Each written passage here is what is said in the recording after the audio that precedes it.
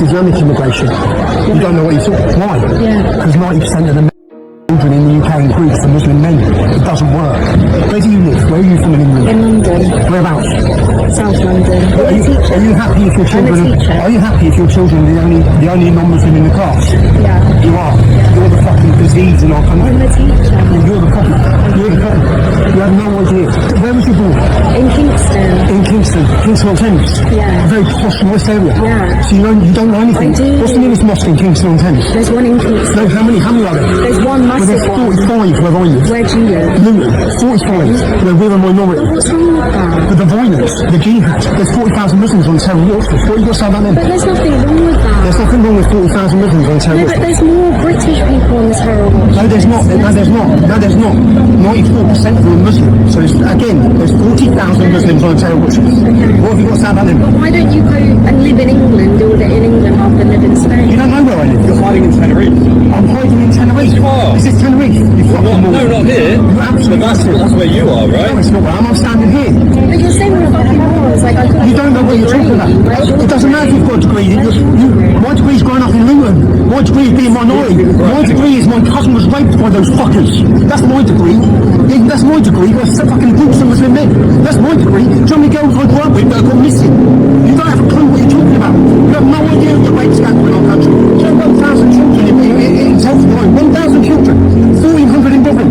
In every single town and city, they've been raped and kidnapped. You come up to me. It's not just by Muslims. 90% of the men convicted are Muslim. 90%, that's a fact. 30% are called Mohammeds.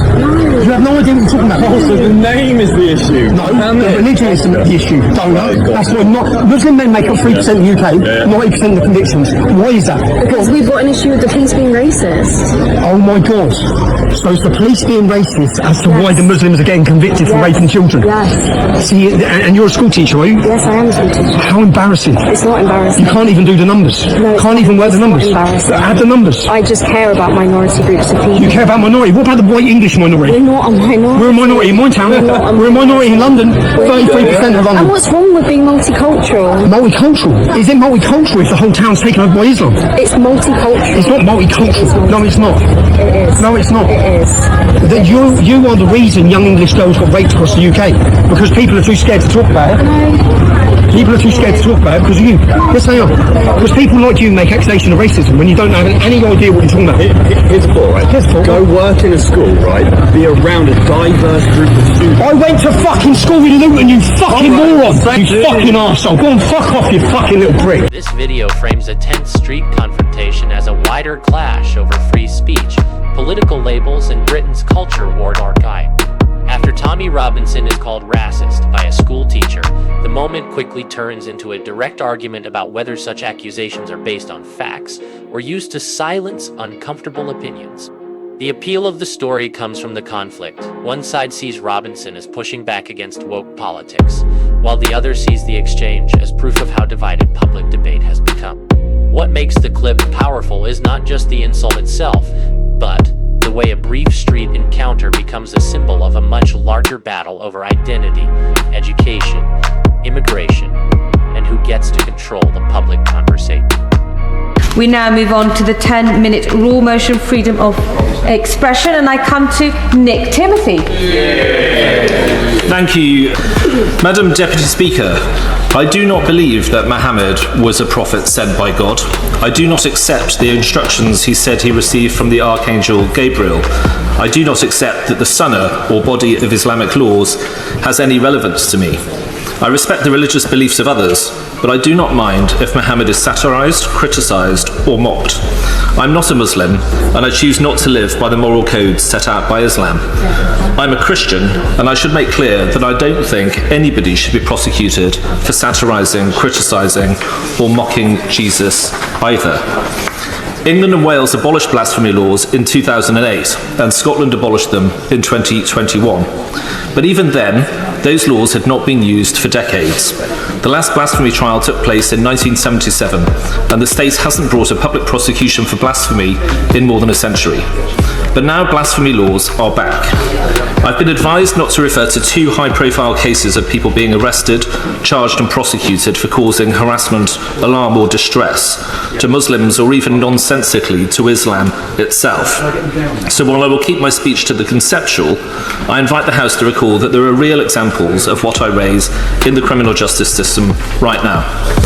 The issue is the way sections 4 and 5 of the Public Order Act 1986 are being used, far beyond the intent of Parliament, to police what we can and cannot say about Islam. This is the very essence of the two-tier policing row we have seen recently. Rough justice for those belonging to identity groups that play by the rules, and freedom from justice for those belonging to groups willing to take to the streets and threaten violence. This is the logic of using the Public Order Act to prohibit us from saying what we like about a religion. A person may be found guilty because of the violent reaction of those offended by their actions.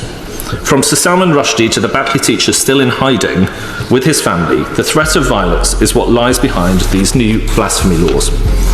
Perhaps we should not be surprised. There are at least 14 Muslim-majority countries where the penalty for blasphemy or apostasy is death, and we have significant diaspora populations from many of them. With the number of people coming here, with the number of people here who came from these countries growing, and the increasing assertiveness of organised political Islam in Britain, this is a problem that seems likely to only get more severe. But the answer is not to surrender to the mob. It is to hold the line, and that is why today I bring forward this bill. In doing so, this bill would restore free speech as it applies to religion in England and Wales.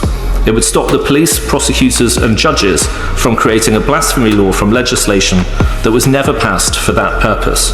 It would send the strongest powerful message from this place, where political power legitimately and democratically resides, that this country will not tolerate intimidation, violence or censorship, that there will be no special treatment here for Islam, and there will be no surrender to the thugs who want to impose their beliefs and culture on the rest of us. The question is that the honourable member have leave to bring in the bill. As many in that opinion say aye. Aye. Of the contrary, no. The ayes have it. The ayes have it. Who will prepare and bring in the bill? Thank you, Madam Deputy Speaker. John Cooper, Luke Evans, Richard Holden, Robert Jenrick, Rupert Lowe, Rebecca Paul, Jack Rankin, Alex Shelbrook, Bradley Thomas, Tom Tugendhat, Gavin Williamson and me. We really just want to say thanks for watching. If you found this video interesting, make sure to hit the like button, subscribe to the channel, and turn on notifications so you never miss our latest updates. We also want to hear from you. Leave your thoughts in the comments below and tell us what you think about this story. Your opinion matters, and the conversation continues there.